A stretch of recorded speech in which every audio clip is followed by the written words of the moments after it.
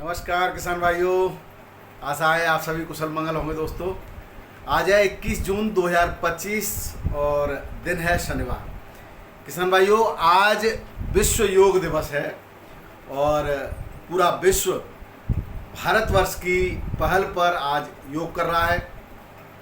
तो आप भी योग करिए और निरोग रहिए। और हम भी सुबह सुबह योग करके आए हैं। किसान भाइयों, आज की आलू की स्थिति मंडियों में क्या है इसकी जानकारी तो करेंगे ही, साथ ही आज वैश्विक स्थितियां, व्यापारिक स्थितियां क्या चल रही हैं इस पर भी थोड़ी सी चर्चा जरूर करेंगे। जैसा कि मैंने अभी कुछ दिन पूर्व ही आपको आलू के निर्यात पर क्या समस्याएं आ रही हैं उसके बारे में बताया था, आज पुनः उस पर थोड़ा सा प्रकाश डालेंगे। और दूसरी बात, कृषि प्रधान देश में कृषि को नज़रअंदाज किया जा रहा है, किसान को नज़रअंदाज किया जा रहा है, बात बड़ी बड़ी की जाती है, काम छोटे भी नहीं किए जाते। इस पर भी थोड़ी सी चर्चा करेंगे और बताएंगे मंडियों में आलू की स्थिति और थोड़ी सी भविष्य की चर्चा। तो आइए शुरू करते हैं। मैं हूं आपका डॉक्टर के भारद्वाज और आप देख रहे हैं ब्रजराज कृषि फार्म यूट्यूब चैनल। सबसे पहले किसान भाइयों, हम बात कर लेते हैं मानसून की। जैसा कि इस बार अन्य वर्षों की तुलना में कुछ समय पूर्व ही 10-15 दिन पहले ही मानसून ने संपूर्ण भारत में दस्तक दे दी है। पिछले दिनों से पश्चिमी उत्तर प्रदेश, दिल्ली एनसीआर, हरियाणा, पंजाब और उत्तराखंड में भी ठीक ठाक बारिश की गतिविधियां देखी गई हैं। इसका क्या असर पड़ेगा, अभी तो फिलहाल कोई कोल्ड स्टोरेज से लेकर के मंडियों में कहीं कोई फायदे का कोई लाभ दिखाई नहीं दे रहा है, कोई भाव बढ़ते नज़र नहीं आ रहे हैं। लेकिन किसान भाइयों, जिस तरह से साउथ महाराष्ट्र, झारखंड, बिहार और नासिक में ज़बरदस्त बारिश हुई है, यानी कि आप देख रहे हो पूरे संपूर्ण दक्षिण भारत से लेकर के उत्तर भारत की तरफ मानसून जो है अपने पूरे जोर शोर के साथ जो अपना काम कर रहा है। ये कहेंगे कहीं बहुत ज़्यादा बारिश है। नासिक में हमने पिछले 2 न्यूज़ चैनल पर देखा होगा कि किस खेतों में पानी भरा हुआ है, कुछ नदियाँ उफान पर हैं। तो ये स्थिति कहीं न कहीं हरी सब्जियां अब जो है तबाह हो जाएंगी। हालांकि बहुत सी जगह देखने को आया, मैं बात इसकी कर रहा था कि इस कृषि प्रधान देश में कृषि को किस तरह से बर्बाद करने का प्रयास किया जा रहा है, उस पर मैं थोड़ी सी बात जरूर कहना चाहूँगा। मैंने कल एक टीवी चैनल पर एक वीडियो देखा, उसमें एक किसान जो परमल को डंडे से यानी लाठी से कुचल रहा था, मार मार के कुचल रहा था। उसके दिल पर हाथ रख के देखिए जिसने कितने चाव से उस फसल को लगाया होगा, मंडी में लेके आया होगा। बताना था उसका कि 1 रुपया किलो, यानी कि उसकी लागत, यानी कि उस पर क्या आप उसको दुत्कार रहे हो, कैसे किसान को बर्बाद करने का प्रयास किया जा रहा है। किस तरह से किसान का बेटा अगर पढ़ लिख करके खेती करना चाहे तो भी नहीं कर सकता, क्योंकि जब उसको अपनी फसल में मुख्य चीज़ जो होती है मार्केटिंग, और मार्केट में और जो बुरी गति किसान के उत्पादों की हो रही है उसका तो कहना ही कहा। जैसे कि आप लोगों ने कल का परमल 1 रुपया किलो बताइए और मार्केट में 20-25-30 रुपए के कम नहीं मिल रहा उपभोक्ताओं को।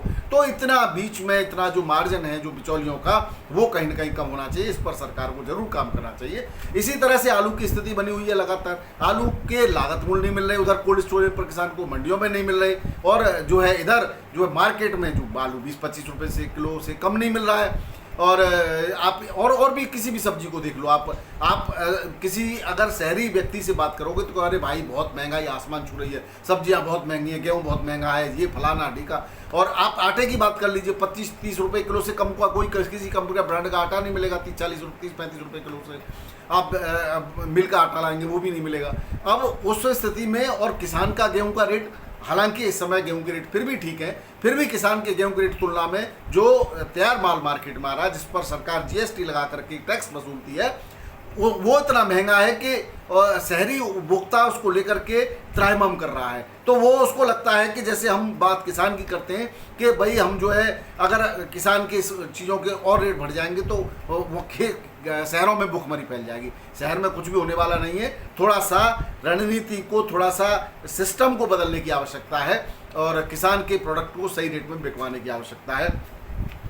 अब किसान भाइयों बात करें साउथ में, जैसा कि बताया कि झारखंड वगैरह में भारी बारिश है, तो आने वाले समय में जो वहाँ की फसलें लगाई जाती हैं उनकी स्थिति इस समय गंभीर है और आने वाले समय में वो फसलें अभी भविष्यवाणी करना तो जल्दबाजी होगी, लेकिन इन परिस्थितियों से इतना जरूर कहा जा सकता है कि वहाँ की फसलें या तो बहुत कम आएंगी या नहीं आएंगी।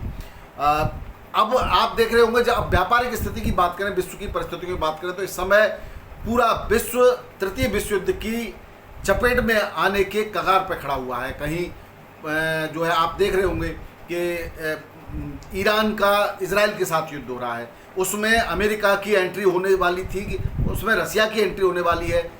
आप देख रहे होंगे रसिया को आलू की ज़रूरत थी, भारत से आलू की डिमांड रखी गई थी, लेकिन इन युद्ध वाली परिस्थितियों के मद्देनज़र यहाँ से व्यापारियों ने पेमेंट की दिक्कत के कारण जो है आलू को नहीं भेजा। तो नहीं भेजा तो उनको तो आज वो बच गए, क्योंकि अभी एक दिल्ली के व्यापारी का चावल से भरा कंटेनर ईरान की तरफ गया और उनका काफ़ी बड़ा पैसा इसमें खर्च होता है। अब वो कंटेनर वापस लौट रहा है, तो आप बताइए उन्होंने कितना बड़ा पैसा मार्केट से उठाया होगा, कितना।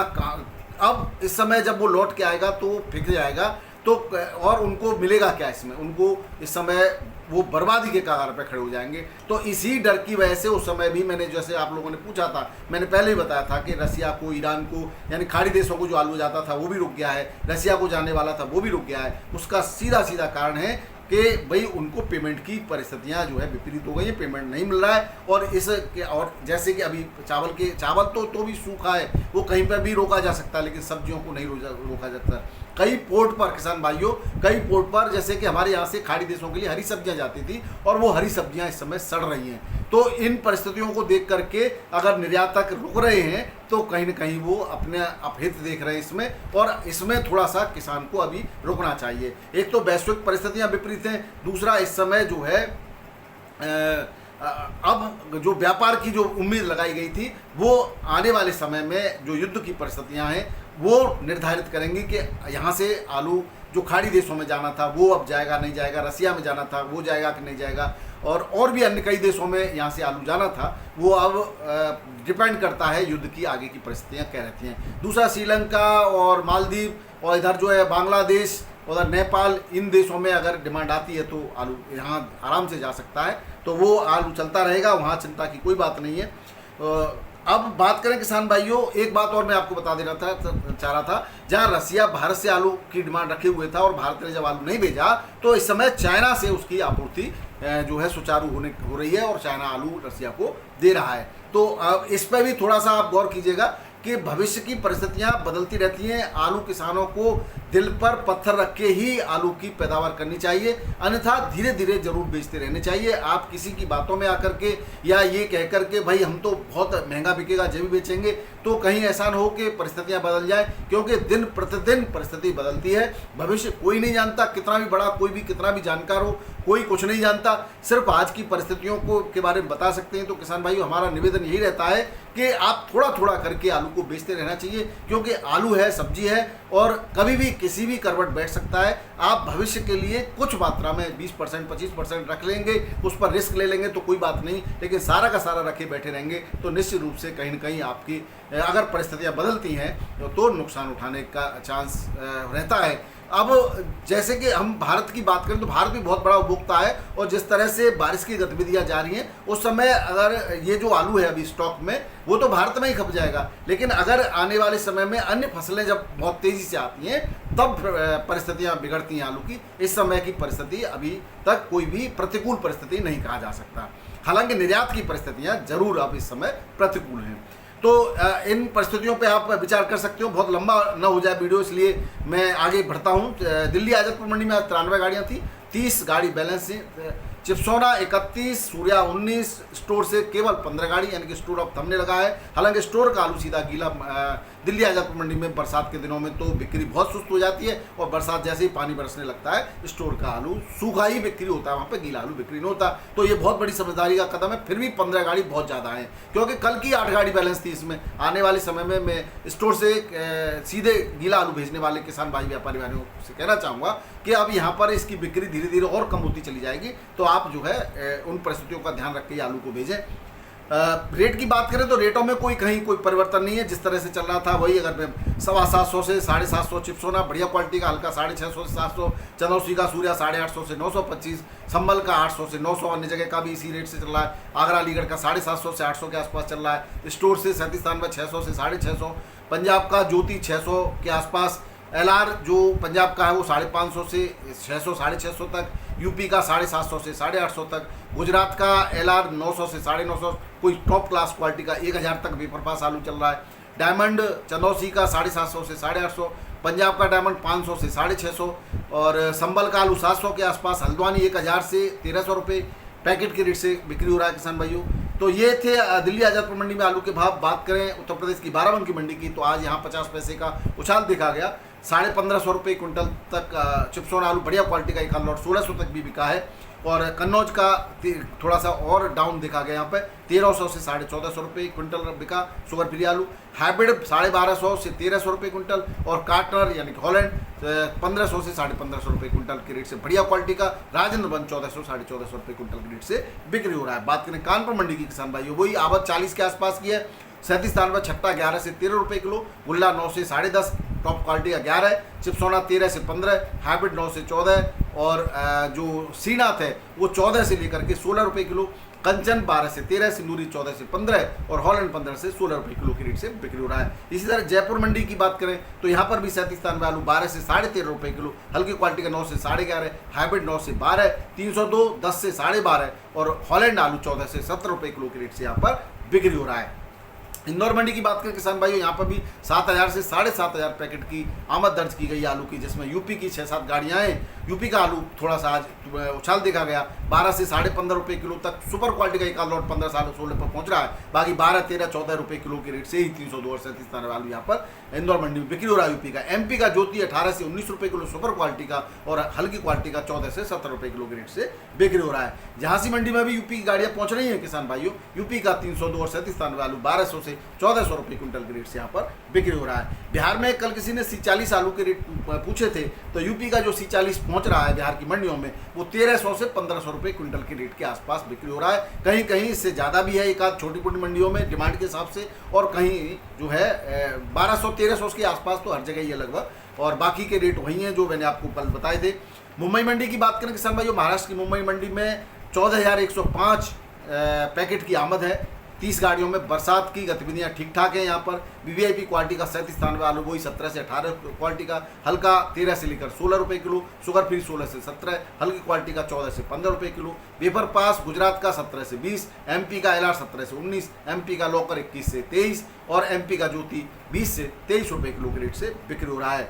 किसान भाइयों यहाँ पर बैलेंस गाड़ी भी कल की 9 है, जिसमें यूपी की 6, गुजरात MP और पंजाब की एक गाड़ी है।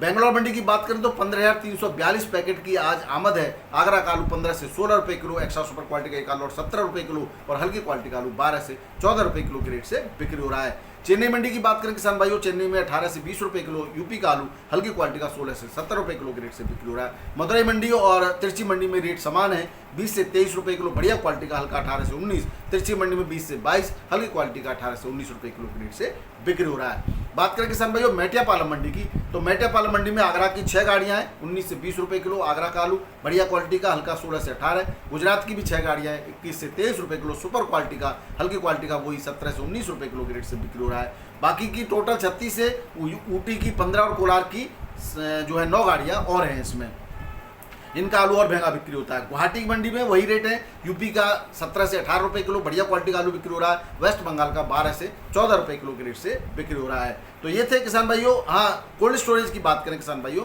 तो साउथ क्वालिटी का आलू जो खंदौली और शमशाबाद वगैरह में जो बिक्री होता है वो जरूर सुपर क्वालिटी का 800-850 के आसपास पहुंचा है। बाकी जो 37 में एवरेज बढ़िया क्वालिटी का 750 के आसपास, और हल्की क्वालिटी का हाइब्रिड के साथ साथ 37 में भी 650 से के आसपास की बिक्री देखी गई। वहीं राया और जो है देहात जो क्षेत्र है उस कोल्ड स्टोरेज राया की बात करूं तो जूट का 37 आलू 571 से 688 रुपये पैकेट के रेट से यहाँ पर बिक्री हुआ था कल। 500 किलो की 52 किलो 500 ग्राम की तौल के साथ यहाँ पर बिक्री होता है। तो ये थे आज के आलू के भाव और आलू के समाचार। वीडियो पसंद आया तो जरूर शेयर कीजिए। बहुत बहुत धन्यवाद। नमस्कार, राधे राधे।